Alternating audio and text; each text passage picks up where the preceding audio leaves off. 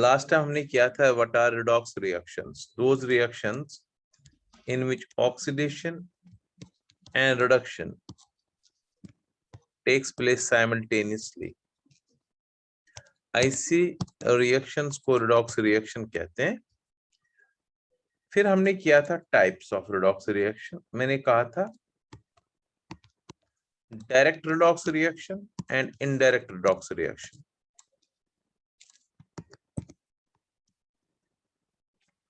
Direct redox reaction and second indirect redox reaction.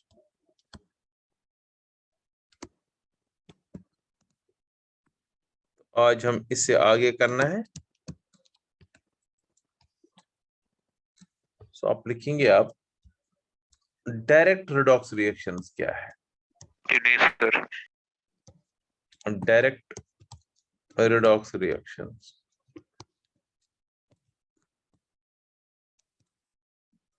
देखो, हमने कल भी कहा था कि एक एलिमेंट लूज करेगा और दूसरा करेगा gain. Simultaneously loss and gain of electrons होता है।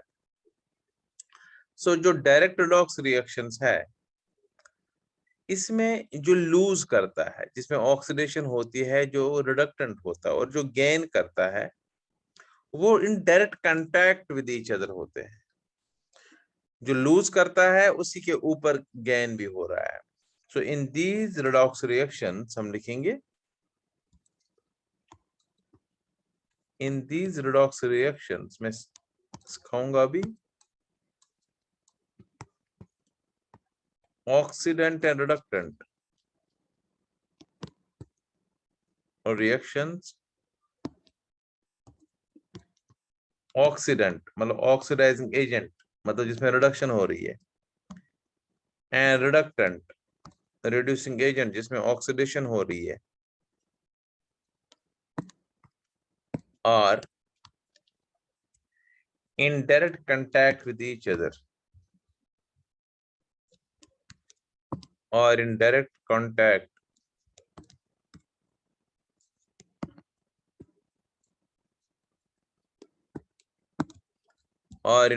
contact with each other.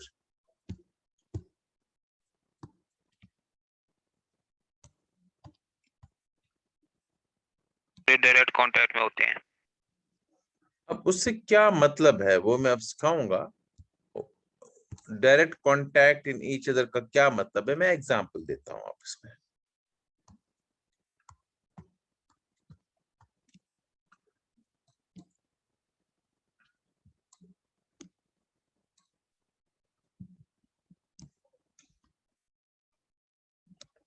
मैं एक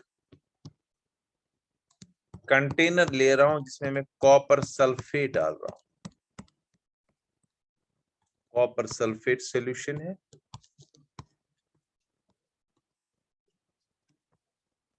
इस कॉपर सल्फेट सॉल्यूशन में मैं एक जिंक की रॉड डाल रहा हूं। जिंक प्लेट, जिंक रॉड हम डाल रहे हैं।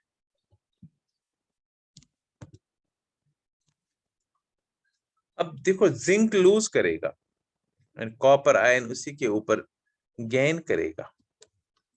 सो जिंक और कॉपर आयन डायरेक्ट कांटेक्ट में है एक दूसरे के, अलग अलग नहीं है। इसमें जिंक जब लूज करेगा,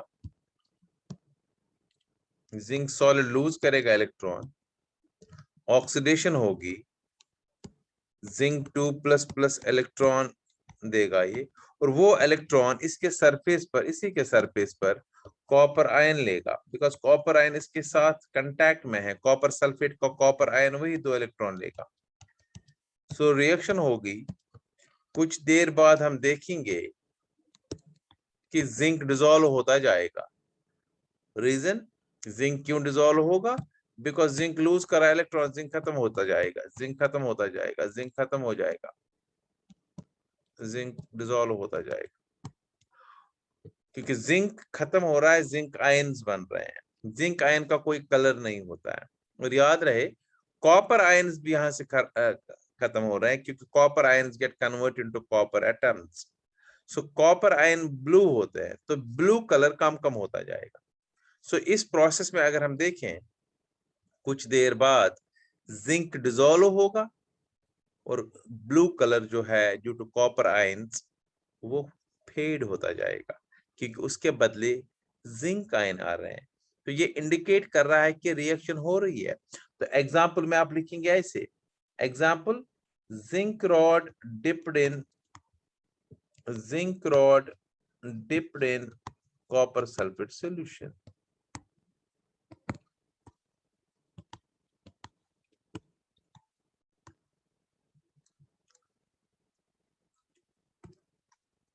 Zinc rod dipped in copper sulfate solution is an example of direct redox reaction.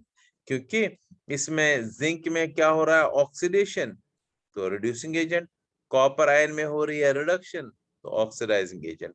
Zinc and copper ion जो है ऑक्सीडेंट एंड रिडक्टेंट जो है, रिडक्टेंट एंड ऑक्सीडेंट जो है, they are in direct contact with each other, right. तो this is example, इतना लिखना है। Direct redox reactions, in these redox reactions oxidant and reductant, not reduction, reductant और in direct contact with each other. फिर example देंगे, zinc rod dipped in copper sulphate solution. अगर हम चाहे तो फिर ये रिएक्शन लिख भी सकते हैं नीचे, इसमें ऑक्सीडेशन, सो ये रिडक्टेंट है, इसमें रिडक्शन, सो ये इसमें रिडक्शन होगी, सो ये ऑक्सीडेंट है। Second is indirect redox reaction. Simple definitions चाहिए, पता होना चाहिए। इनडायरेक्ट रिडॉक्स रिएक्शन ऐसी रिडॉक्स रिएक्शंस होती है जिसमें ये बड़ी इंपॉर्टेंट होते हैं। इनडायरेक्ट रिडॉक्स रिएक्शन, देखो बेटा, डायरेक्ट रिडॉक्स रिएक्शन में जिंक ने जो इलेक्ट्रॉन्स लूज किए और कॉपर ने जो इलेक्ट्रॉन्स गेन किए, वो इलेक्ट्रॉन्स हम अलग से एक्सेप्ट नहीं, मतलब हम नहीं ले सकते हैं, बिकॉज जिंक ने लूज किया और at the same time copper ion ने गेन कर दिए वो इलेक्ट्रॉन्स।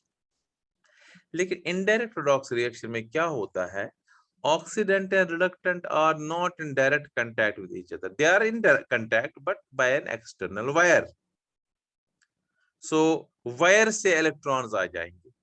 जैसे सेल होती है, जब सेल में हम लगाते हैं ट्रांजिस्टर में या जहां पर भी हम टॉर्च में सेल लगाते हैं, तो एक इलेक्ट्रोड से इलेक्ट्रॉन निकल जाता है, दूसरे में फिर वो गेन हो जाता है, लेकिन through the external wire, through the external circuit, right. तो ये सेल में भी ऐसा ही है, जो हम सेल यूज करते हैं घरों में, ड्राई सेल जिसको हम बोलते हैं, लाइक दिस। तो इसमें भी यहाँ से इलेक्ट्रॉन निकल जाते हैं, तो बीच में या यहाँ से इलेक्ट्रॉन निकल गए, तो बीच में जो सर्किट है जहां पर हमें चाहिए ये उसको पास करने के बाद एंड दे अगेन, जैसे यहाँ पर जिंक ने लूज किया, कॉपर ने गेन किया, यहाँ पर भी यहाँ से लॉस ऑफ इलेक्ट्रॉन हो रहा है, यहाँ से लॉस ऑफ इलेक्ट्रॉन हो रहा है और यहाँ पर गेन ऑफ इलेक्ट्रॉन हो रहा है, but through an external wire होते हैं oxidant and reductant attached. So cells जितने भी है, they are indirect redox reactions. जितने भी सेल्स हमारे पास है, they are indirect. So in these redox reactions,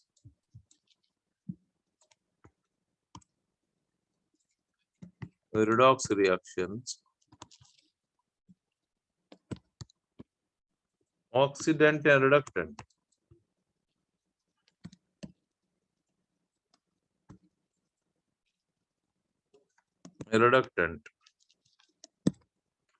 are not in direct contact.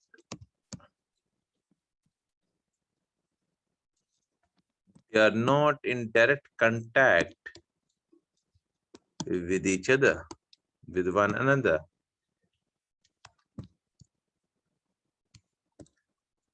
इनमें कैसे कनेक्शन है, वायर से। They are connected by an external wire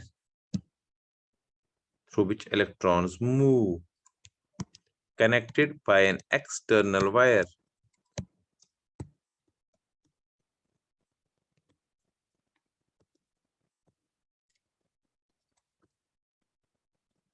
through which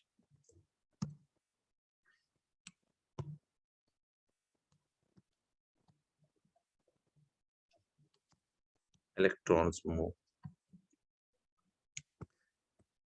अब इसमें एग्जाम्पल क्या है, ड्राई सेल ले लो. इन सेल्स को वैसे जनरल बोलते हैं इलेक्ट्रोकेमिकल सेल. इसी में आएगा कमर्शियल सेल्स का कंसेप्ट, सारा कुछ वहां पढ़ेंगे आगे. इलेक्ट्रोकेमिकल सेल या ड्राई सेल लिख लो, कमर्शियल सेल, सारे के सारे इनडायरेक्ट रेडॉक्स रिएक्शन है. Dry cell, right, dry cell लिख सकते हो, जो टॉर्च वाली सेल.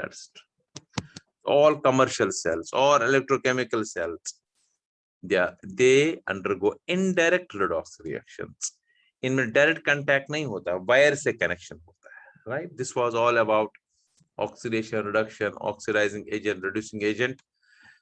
लेकिन loss and gain of electron का कंसेप्ट है ये. एक और कंसेप्ट अभी आगे पढ़ना है, लेकिन उससे पहले हमें बड़ा एक इंपॉर्टेंट क्वेश्चन करना है आज.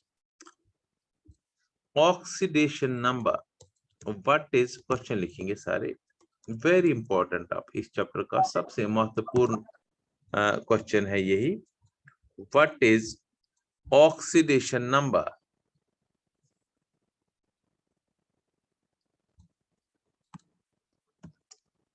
इसको ऑक्सीडेशन स्टेट भी बोलते हैं. व्हाट इज ऑक्सीडेशन नंबर और ऑक्सीडेशन स्टेट और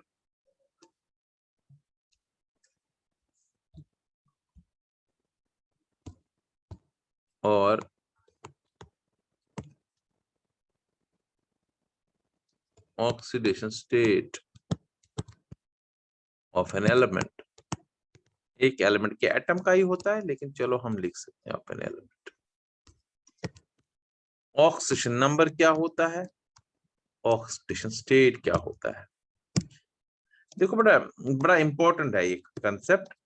हर एक कंपाउंड में, कोई भी कंपाउंड अगर है तो उसमें हर एक element, atom of an element, उसको एक चार्ज असाइन की जाती है according to certain set of rules. वो रूल्स हमने याद रखने हैं. उन रूल्स के बेस पर हर एक, सपोज मैं वाटर लिखूंगा तो अभी आगे आपको पता चलेगा, इसके ऊपर -2 लिखूंगा, इज ए रूल. क्या रूल है, क्या है, H के ऊपर +1 लिखूंगा. सो जो ये चार्ज है which is present on an atom of an element, किसी एलिमेंट के एटम के ऊपर जो चार्ज होती है which is assigned according to a certain set of rules, उसको हम बोलते हैं ऑक्सीडेशन नंबर और ऑक्सीडेशन स्टेट. जब ये कंबाइंड स्टेट में होता है नॉर्मली, राइट. अगर एलिमेंट अलग है तो उसका कोई ऑक्सीडेशन स्टेट चार्ज नहीं होती है. मैं सपोज ऑक्सीजन अलग ले लूंगा तो कोई इसमें ऑक्सीडेशन नंबर नहीं है, या सोडियम अलग ले लूं, कोई ऑक्सीडेशन स्टेट नहीं है, वो रूल में आएगा, 0 होगा उनका. लेकिन जब ये कंबाइंड स्टेट में है दूसरे एलिमेंट्स के साथ, we assign some charge to it, and that charge is assigned when we know some rules as well, and that charge is known as oxidation number or oxidation state, right. So क्या है oxidation state or oxidation number? It is the charge. लिख लीजिए, it is the charge. ये एक charge होती है, it's a charge present on an atom of element, present on the atom of an element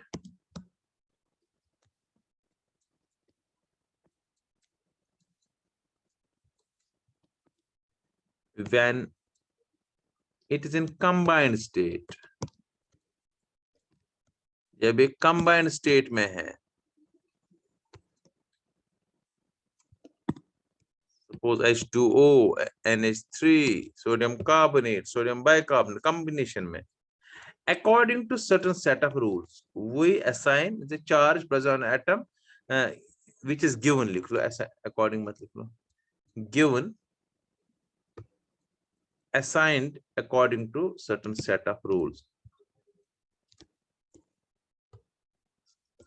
which is assigned लिख लो, ज़्यादा better रहेगा. State which is assigned यहाँ which is given according to certain set of rules, और है ये charge certain set of rules. Charge plus भी होगी, charge minus भी होगी. So it is the charge present on an atom of an element that appears to be present on an atom of an element, yeah, when it is in combined state, which is assigned according to certain set of rules, right? This is oxidation number, also known as oxidation state of an element, right? अब हमें ये rules क्या है, कौन से set of rules है जिनके base पर हमें पता चलेगा किस एलिमेंट में कौन सा चार्ज है. तो नेक्स्ट क्वेश्चन यही लिखेंगे, what are the rules for calculating oxidation state of elements?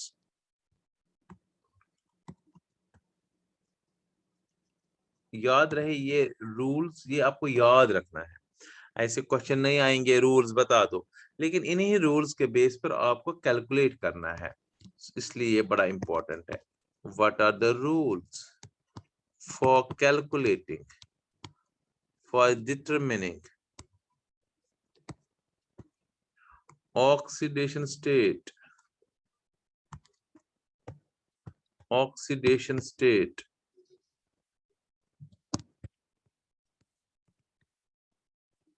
of elements.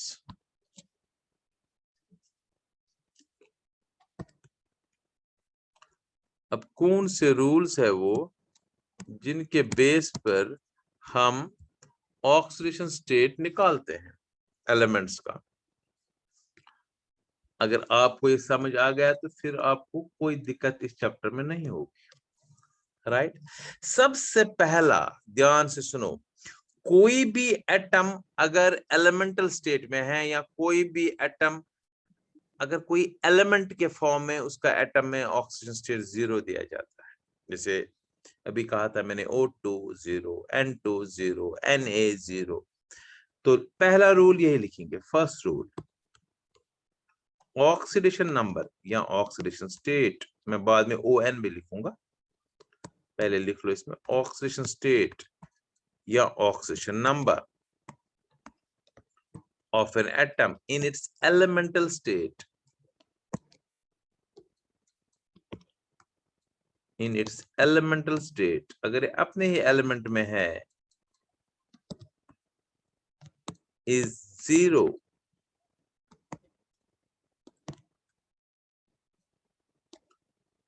Example देते हैं, एग्जाम्पल अगर सोडियम होगा लिखा, Na लिखा होगा, ये एलिमेंट है, इसमें 0 आएगा ऑक्सीडेशन स्टेट. अगर मैं पोटेशियम लिखूंगा 0 आएगा, Mg लिखूंगा 0. जो एलिमेंट जिस फॉर्म में होते हैं, जैसे ऑक्सीजन O2 0, Cl2 ये भी एलिमेंट है क्योंकि क्लोरीन एग्जिस्ट ही करता है Cl2 में, राइट? इन सब में जिंक, मैंगनीज, कोई भी जो एलिमेंटल स्टेट में है, इन सब के ऊपर अगर आपको ऑक्सीजन स्टेट लिखने के लिए आए भी, तो आप सब के ऊपर क्या लिखेंगे? 0 ऑक्सीजन स्टेट, बिकॉज ये एलिमेंट है, ये प्योर एलिमेंट है. 118 एलिमेंट जो हमने किए हैं हाइड्रोजन से लेके लास्ट अनऑक्टियम तक, तो इन सब का oxidation state in their elemental state 0 है. पहला रूल इजी, 0. यस 0, बात है नहीं. नाउ सेकंड, अगर कोई मोनो एटॉमिक आयन है, क्या है?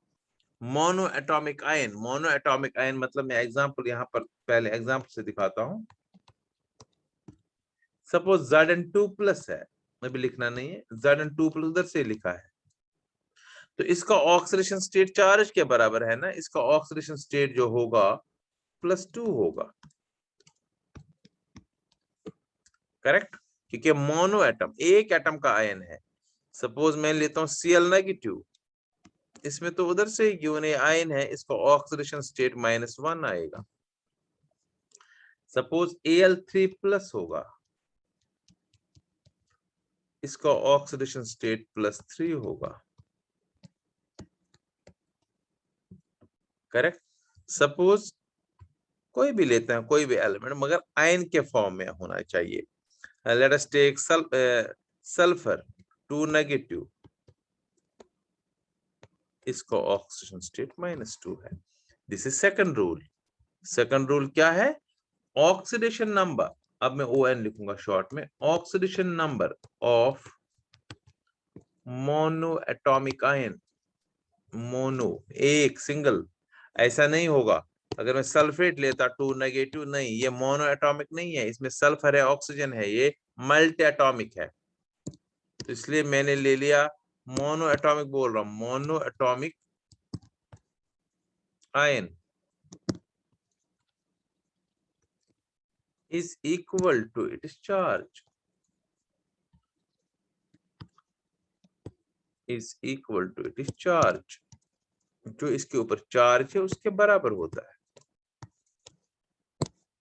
लिख लो oxidation number of mono atomic ion is equal to its charge.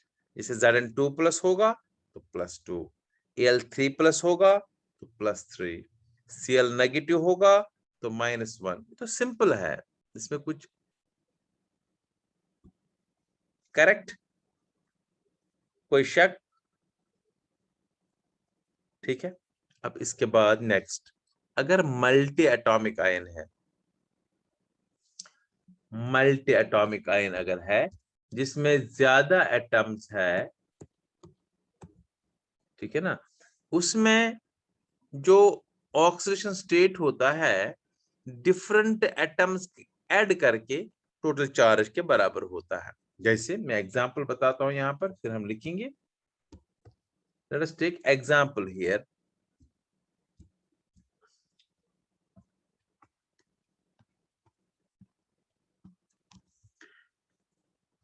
Suppose मैं सल्फेट लेता हूं SO4 2 नेगेटिव, इसमें 5 एटम्स है, सल्फर 1 और ऑक्सीजन 4। सल्फर का ऑक्सीडेशन स्टेट और 4 ऑक्सीजन का ऑक्सीडेशन स्टेट का सम जो है वो -2 के बराबर है, ये इंडिकेट करता है, राइट। सो इसमें अगर मैं लिखूं, इसमें ऑक्सीडेशन नंबर ऑफ सल्फर, एक सल्फर है, प्लस 4 इंटू, क्योंकि 4 ऑक्सीजन है, ऑक्सीडेशन स्टेट ऑफ ऑक्सीजन, इनका जो सम है वो किसके बराबर है? नेट चार्ज के बराबर। ये -2 सिर्फ सल्फर ऑक्सीजन का नहीं, ये पूरे का है। असल में इसको ऐसे लिखना चाहिए था, SO4, ये भी हम नीचे लिख के रखें ऐसे 2 नेगेटिव, पूरा है। So oxidation number of sulphur plus 4 into oxidation number of oxygen -2। ये नेक्स्ट रूल है कि इन मल्टी एटॉमिक आयंस, ये मल्टी एटॉमिक आयंस है, in multi atomic ions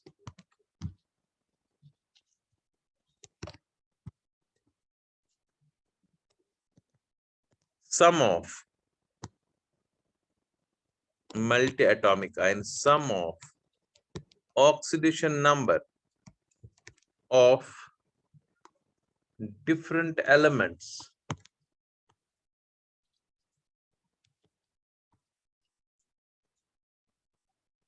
is equal to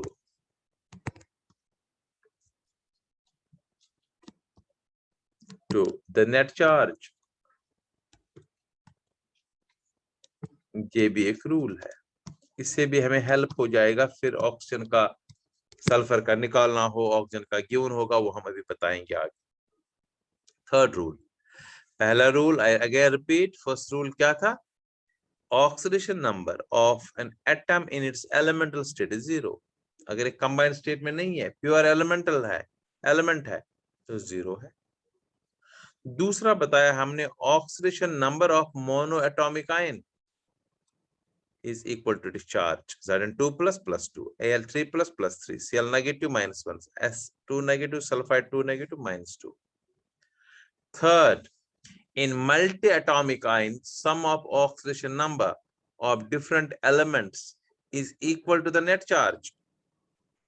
जो डिफरेंट एलिमेंट्स में ऑक्सीजन नंबर का sum है वो बराबर है नेट चार्ज के बराबर, राइट। नेक्स्ट रूल, ये एग्जाम्पल इसमें सल्फेट 2 नेगेटिव का oxygen number of sulphur plus 4 into oxygen number of, यहाँ पर मैंने S लिखा, आप यहाँ पर भी ना N लिख सकते हैं, कोई फर्क नहीं इससे। Oxygen is -2, right. Now next feature, that is fourth feature,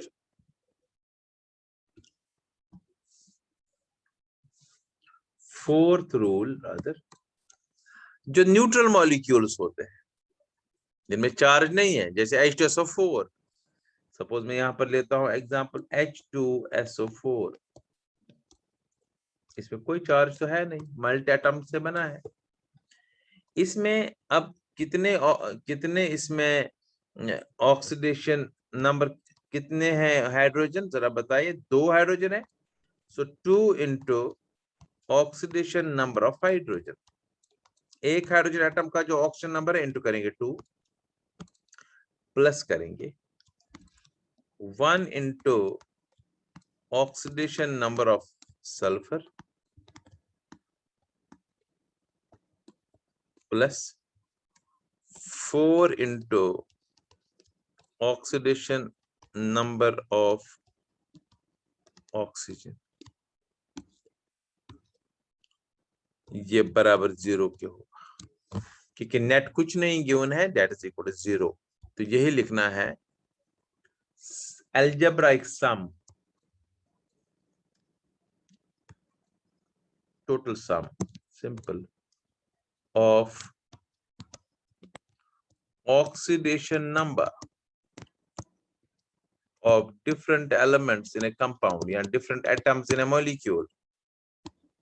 अगर molecule ले लूं different atoms, अगर compound ले लूं elements, atoms in a molecule,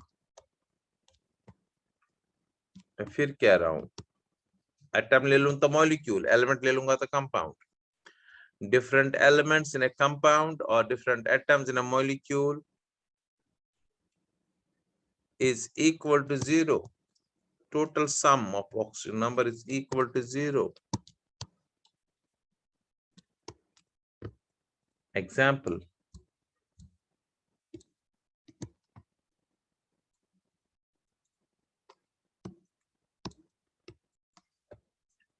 suppose मैं एक और एग्जांपल देता हूं,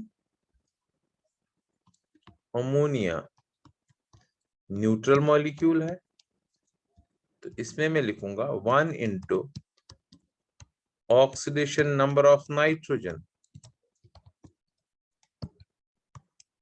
right, plus 3 into oxidation number of hydrogen is equal to 0. Net 0, there is no net charge. That is why total sum, algebraic sum of oxygen state of different elements equal to 0. Now, this was rule number 4th. पहला rule, I again repeat, elements का 0, mono atomic ion का इसकी charge के बराबर, multi atomic का सम इसकी charge के बराबर, और न्यूट्रल मॉलिक्यूल्स का जो है, मॉलिक्यूल मींस न्यूट्रल मॉलिक्यूल, 0 के बराबर होगा। Now fifth rule, very important. देखो अल्कली मेटल्स जो होते हैं, alkali metals first group elements, उनका फिक्स्ड ऑक्सीजन स्टेट होता है, किसी भी कंपाउंड में क्यों ना हो वो +1। और अल्कलाइन अर्थ मेटल सेकंड, मतलब ये आपको पता भी है, वहां पर लिखा भी था हमने, lithium, sodium, potassium, rubidium and caesium, पहला ग्रुप। दूसरा ग्रुप अगर आपको याद होगा, beryllium, magnesium, calcium, strontium and barium. पहले ग्रुप को हमने कहा था अल्कली मेटल्स, दूसरा है अल्कलाइन अर्थ मेटल्स। पहले ग्रुप का ऑक्सीडेशन स्टेट जो है वो +1 होगा पहले ग्रुप का, और इनका +2 हमेशा होगा अपने अपने कंपाउंड्स में। It is fixed. जब भी ये एलिमेंट्स आएंगे तो ये आपको याद रखना है, it's fixed, it's rule now. तो यही हमने अब लिखना है यहाँ पर। रूल नंबर 5 क्या लिखेंगे कि ऑक्सीडेशन स्टेट या oxygen number of alkali metals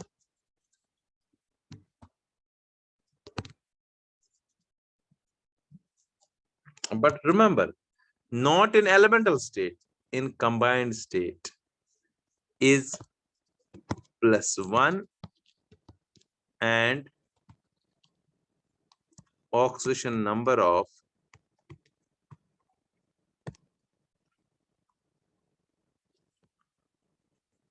alkaline earth metals, बोलो group second, alkaline earth metals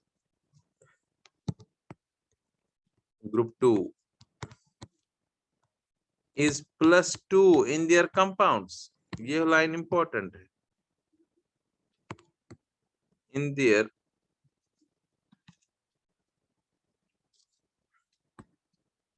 compounds. Oxidation number of alkali metal is always +1. अगर मैं एग्जाम्पल यहाँ दिखाऊं भी तो लिथियम, सोडियम, बट कंपाउंड्स में याद रखना है, not in the elemental state. ठीक है ना, ये लिखने की जरूरत नहीं क्योंकि नहीं तो कंपाउंड बनाना पड़ेगा। ये बड़ा important, in their compounds +1 alkali metals का एंड अल्कलाइन। जैसे मैं लिखूंगा Na2CO3, सपोज एग्जांपल चलो दे ही देते हैं, NaCl ये कंपाउंड है, KCl या K2CO3 कंपाउंड है। अच्छा दूसरे ग्रुप का कोई लेते हैं, मैग्नीशियम सल्फेट MgSO4 कंपाउंड है। अब इन कंपाउंड्स में अल्कली मेटल अगर है तो +1, पोटेशियम के ऊपर +1 और मैग्नीशियम चूंकि अल्कलाइन अर्थ मेटल है +2। ये रूल है, you have to remember this rule. 5th rule, alkali metal का हमेशा +1 और अल्कलाइन अर्थ मेटल का हमेशा +2।